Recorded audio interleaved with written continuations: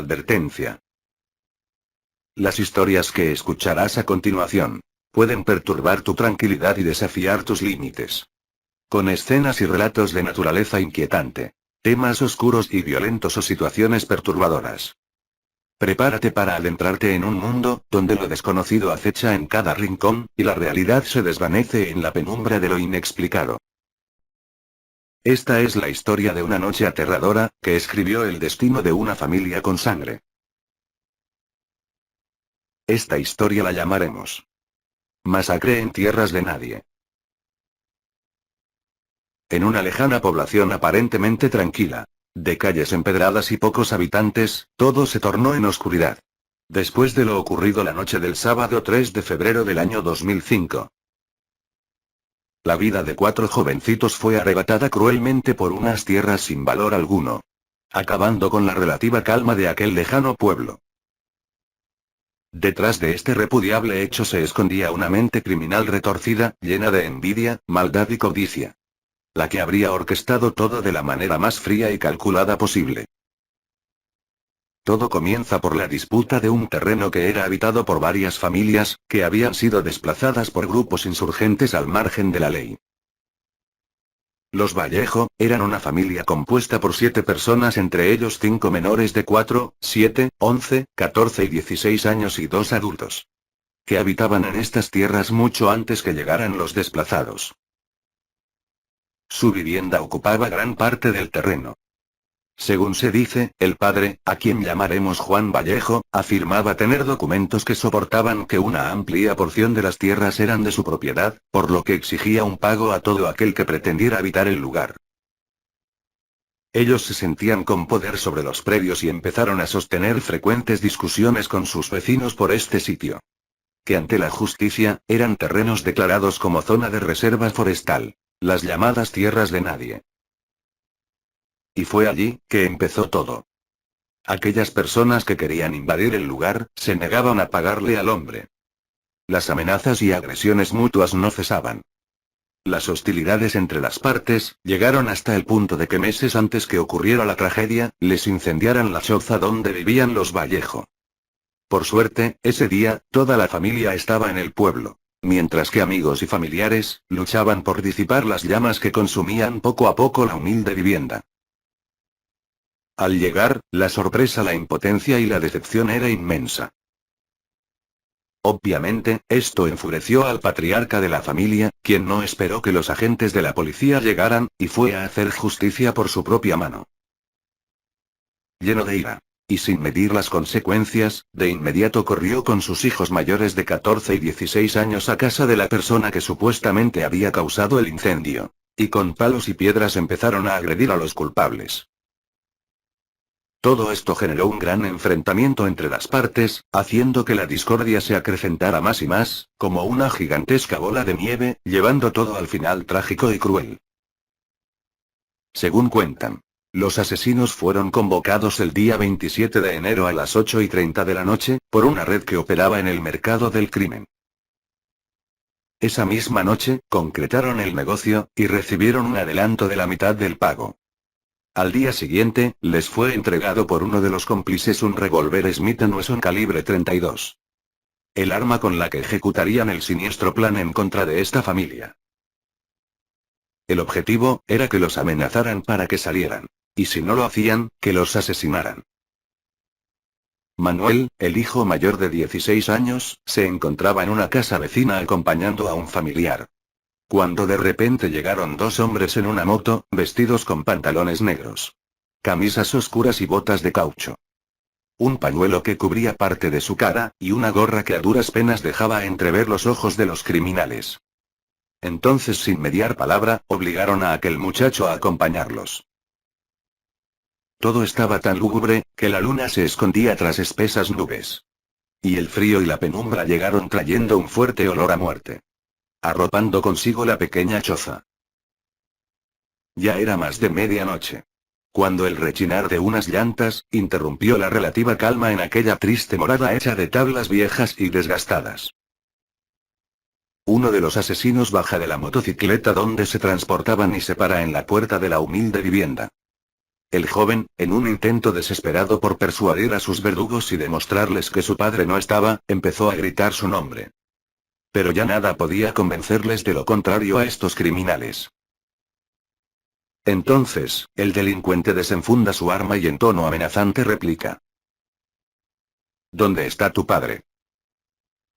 El joven, asustado por el actuar de aquel hombre, y temiendo por sus vidas, le contestó con voz entrecortada: Ya te dije que él está en el pueblo. Mientras que una gota de sudor corría por su frente. Por desgracia, en ese instante salió su hermana menor desde dentro de la casa respondiendo al llamado de su hermano. Diciendo una y otra vez que él no estaba, sin imaginarse siquiera lo que estaba sucediendo. Aquel hombre no le creyó al joven y entró desmedido con el arma en la mano. Empuja a la niña y comienza a registrar toda la pequeña casa. Sorprendida por el actuar de los sujetos, la pequeña les pregunta: ¿Qué buscan? ¿Y qué quieren con mis padres? A lo que los asesinos respondieron: Solo queremos que salgan de las tierras, o se aguantarán las consecuencias. La pequeña, en tono irónico, empieza a renegarles por sus palabras. Ese problema es con los vecinos, no con ustedes. Por favor, váyanse de nuestra casa. El asesino que conducía la motocicleta se bajó rápidamente y lleno de rabia, le susurró al otro al oído diciéndole que si no estaban sus padres, tendrían que acabar con ellos para poder cobrar el resto del pago. La suerte estaba echada. Los jóvenes, al ver la expresión en el rostro de los asesinos, corrieron por sus vidas al interior de la casa donde se encontraban sus hermanos menores. Pero la agilidad y la fuerza de estos fue mayor que la de ellos y de un solo empujón abrieron de par en par la puerta que los separaba de la vida y la muerte. Entonces uno de los delincuentes agarró a la pequeña de su cabello, y la llevó a la parte trasera de la casa.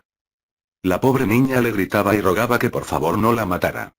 Con la esperanza de que alguien llegara en su ayuda. O que por lo menos pudiera doblegar las intenciones de aquel hombre. Un poco resignada a su destino, y con voz temblorosa le decía que hiciera con ella lo que él quisiera, pero que no le hicieran daño a sus hermanos. Aquel desalmado ser, no prestó atención a sus súplicas. Por el contrario, con una mano sujetaba su cuello y con la otra le arrancaba su ropa, mientras ella pataleaba con todas sus fuerzas, tratando por todos los medios de quitarse la enorme bestia de encima. Cuando aquel animal estaba a punto de consumar sus depravados instintos, un fuerte estruendo se escuchó en el interior de la casa. Era un disparo que había interrumpido aquel acto. El destino le tenía preparado algo aún más aterrador a los inocentes. El hombre se detuvo por un segundo, y empezó a llamar al otro delincuente. Pero al no encontrar respuesta, agarró fuertemente a la joven de la mano y caminó rápidamente a ver qué había pasado. Por desgracia, su cómplice había acabado con la vida del joven de 16 años de un disparo a la cabeza. Según él, este pretendía escapar. La joven, al ver a su querido hermano envuelto en sangre, empezó a gritar. Entonces uno de los verdugos caminó hacia ella apuntándola de nuevo con el arma, y le dijo que como volviera a gritar mataba a sus hermanos pequeños. La tomó de la mano y la arrojó al suelo húmedo y ahora encharcado de la sangre de su hermano.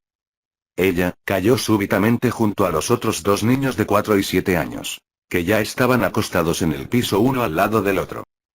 Y en su instinto de protección, los abrazó fuertemente, y cubrió con sus manos los ojos de los pequeños para que no vieran el terror de la muerte. Allí se escuchó el siguiente disparo, seguido el otro y dos más. Era algo desgarrador. Acabaron sin piedad con la vida de los 4 pequeños. Un silencio sepulcral y un olor a azufre se mezclaban en el ambiente. Ya el macabro hecho estaba consumado. Y los cuerpos de los inocentes yacían en el suelo frío. Pero la vida está llena de misterios y de grandes sorpresas. El disparo que iba dirigido a acabar con la vida del niño de 11 años, solo le rozó el cuello y sobrevivió de milagro. Él, le narró a los investigadores, que se había ido a la cama desde muy temprano. Pero que un extraño sonido lo despertó súbitamente. Entonces se asomó por las rendijas de las tablas que separaban el cuarto de la sala. Y fue allí cuando vio a sus hermanos menores tendidos en el suelo, y a su hermano mayor lleno de sangre. De inmediato arrancó a correr y se deslizó debajo del colchón donde minutos antes dormía placenteramente tratando de proteger su pequeña humanidad de las garras de la muerte. Pero lamentablemente fue muy tarde. Uno de los tipos alcanzó a verlo y corrió tras él, disparándole en 2 ocasiones. Entonces, como serie criminal, el chico malherido soportó su dolor en silencio y fingió estar muerto mientras los asesinos salían de la casa. Después tomó fuerzas, y entre lágrimas de angustia y en medio de su desespero salió de allí como alma que lleva el diablo, con mucho miedo de que sus verdugos regresaran.